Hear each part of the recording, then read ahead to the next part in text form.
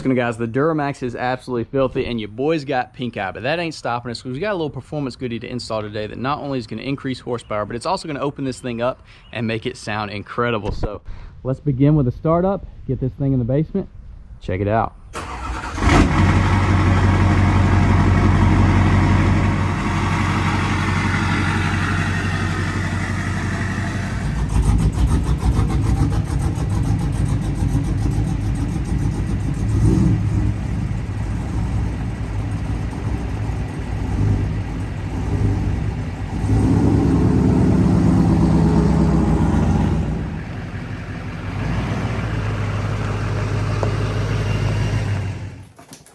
Unbox this bad boy. We got the 3-inch MBRP downpipe. This thing is going to flow and sound so much better than the factory one that is like pinched together. So we're going to have the full 3-inch downpipe, 4-inch straight pipe, 8-inch tip. This thing is going to sound wicked, and hopefully it's going to increase the flow, make it run cooler and more efficient. So we're going to start off by taking the factory one out, remove our passenger side fender well, get access to the downpipe at the bottom. And then unfortunately, we're gonna have to fight with this top shield, probably for a while.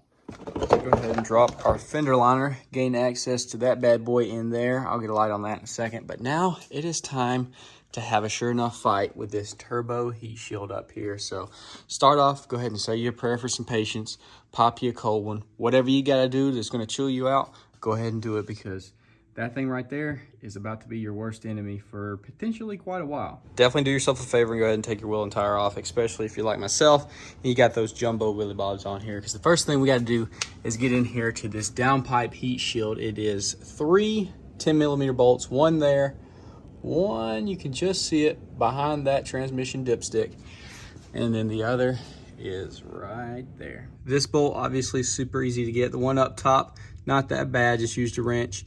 And then the one back there behind is a royal pain in the butt. I went ahead and loosened the transmission dipstick.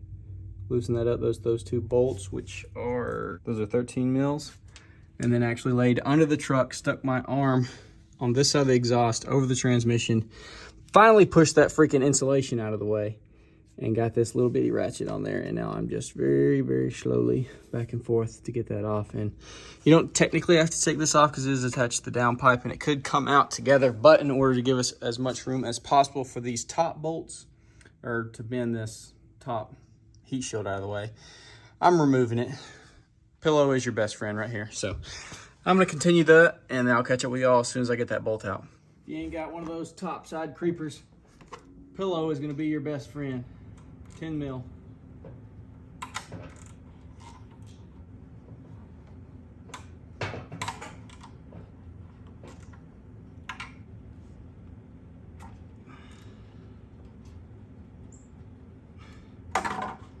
Now she is finally loose.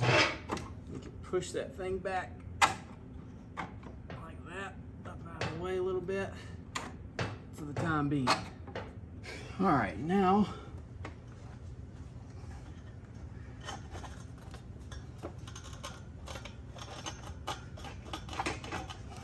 through a combination of pulling from down there and pushing from up here,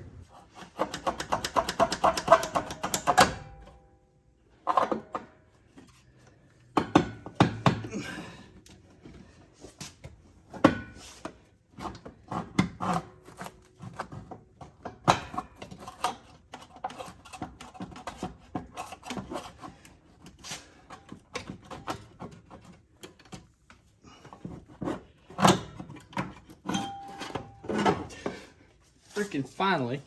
Just for the record, that was 9 minutes and 33 seconds of filming to get this freaking thing out. 9:16.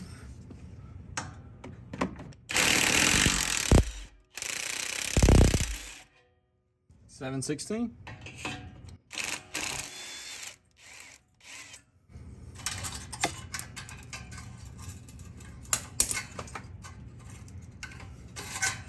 Now, I know this is going to be hard for y'all to see, but you're going to take this heat shield and rotate it all the way back, and you can kind of then lift it up, because you got to get this. Was this a 7/16? in there to get that band clamp off. All right, I'm gonna show y'all what the problem is. That clamp is right there. See that bolt coming out? It's underneath. Well, the socket is hitting this other shield right there, whatever that is down there. We're just gonna try one of these little swivels and see if I can get it hooked on there. Doing it this way. Boys, we're on there. It ain't pretty, and it's gonna take a freaking million turns, but it's spinning. Once it gets loose, we'll be able to spin it to where it's at a better angle. So once you finally get it loose, you can rotate it up here where you can easily gain access and get it all the way off, which is what I'm about to do. And then we're gonna pull this thing out after we flip this heat shield back up, so we got plenty of room to push it out that way. Boom. All right, now, fun part, I'm gonna go take that band clamp off.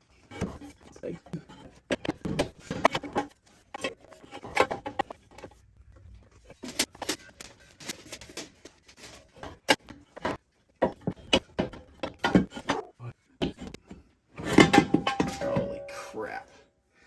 Freaking finally, piece of junk. The problem is getting enough room. You got to push this back, obviously, very hard. We got that insulation, and then you got this stuff up here. So yeah, it sucks, every bit of it. But she's out, and there's your pinched pipe right there. There's your comparison between the two. Let's throw this bad boy in. Now on this one, it usually is just a super easy slide up in there, and it's ready to go. Just like that. Which is almost annoying how easy it is, but I'm definitely not gonna complain. So we gotta throw our band clamp on top and on here, and we'll tighten them down. Once you've gotten through the process of taking the old one out, putting the new one in is an absolute breeze. It's just a tedious wrenching process, but got the bottom band in, got our main stud, and then up top, we've got it all bolted down. I just gotta throw this shield on. The 3 bolts came off, and then we are ready to crank this beast up for the first time.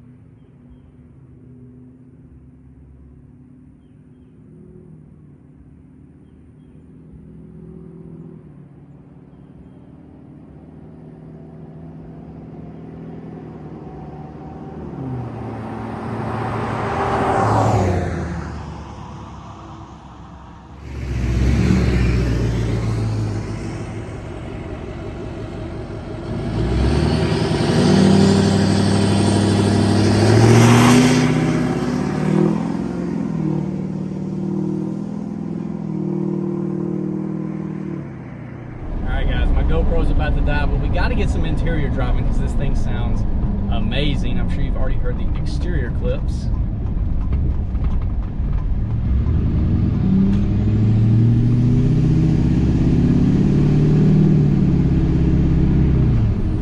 My gosh.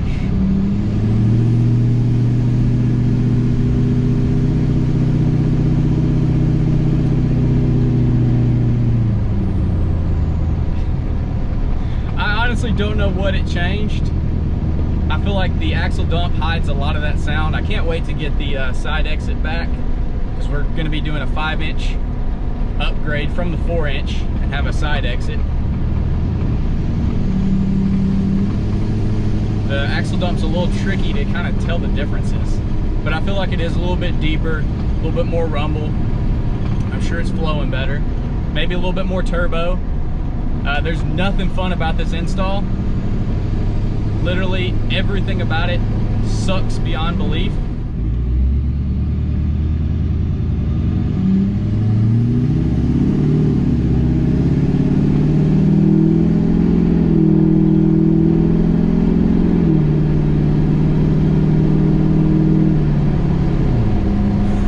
Golly, man, it sounds good. Let's roll the windows up and see if it's...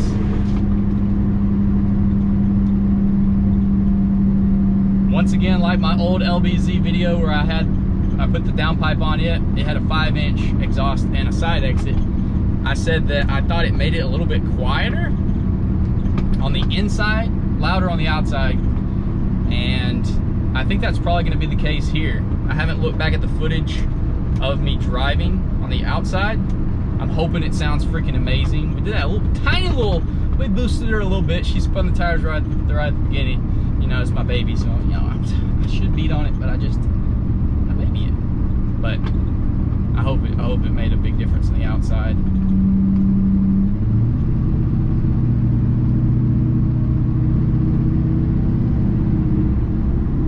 Oh man, it sounds so good.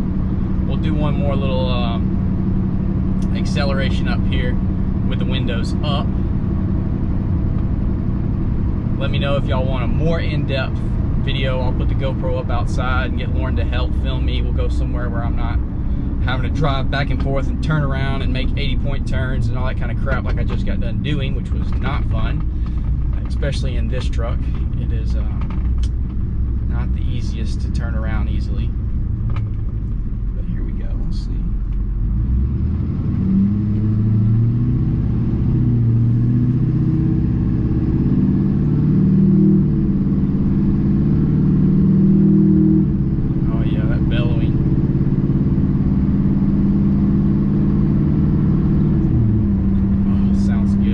Hey guys, well that's going to be about it for this video. Hopefully y'all did enjoy, and hopefully I was able to walk y'all through a really annoying install, but like I said, once you get it done, it is well worth it.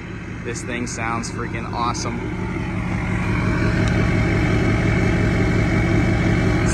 Super deep.